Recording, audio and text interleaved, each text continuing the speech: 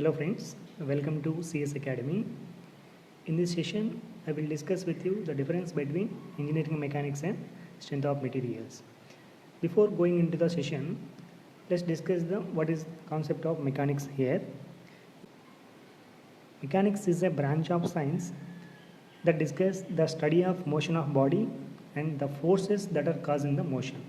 Let us consider to explain the mechanics. Let us consider a body of mass m1 and another body of mass m2, and these two bodies are resting on the floor. Okay, if I apply some external force on the body 1, that is F, okay, the body will start the rolling, that is with velocity v1, and after some time the body m1 that collides with m2 and both bodies will move instantaneously like this, okay, with velocity v1 and v2. Okay, here if we study what is the motion of the body, which direction it is moving, and the force causing that motion is discussed by the mechanics. Okay, and if we consider some other example like this, two blocks are resting on the floor like this of mass 10 kgs and 5 kgs, and if I apply some external force F equal to 10 kilonewtons, okay, what is the reaction force between these two bodies like this? We can draw free body diagram like this, 10 kgs mass and 5 kgs mass. The reaction will be opposite to the force and the direction, and here the reaction will be like this. Let us consider the reaction is R. We can get this reaction force like this, F equal, this is F equal capital M plus small m into A. Here F is nothing but of reaction force, that is M into A. Okay, with these two relations we can get the reaction force by substituting this A value here. Okay, we already know small m and capital M here. Like this, this mechanics will deal the motion of the body and the force that is causing that motion. And this question is asked in GATE 2018 for civil students, and this question is asked in 2017 ISRO exam. Okay, now we will discuss the classification of mechanics.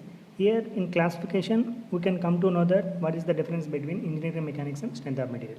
Here the classification is two types. Here the mechanics of solids, and the second one is mechanics of fluids. Okay, this is only two side classification only. And here the mechanics of solids are again classified into two categories, that is mechanics of deformable bodies and mechanics of non-deformable bodies. Okay, here we will discuss about the deformable bodies, and here we will discuss about the non-deformable bodies. The mechanics of deformable bodies itself called as strength of materials.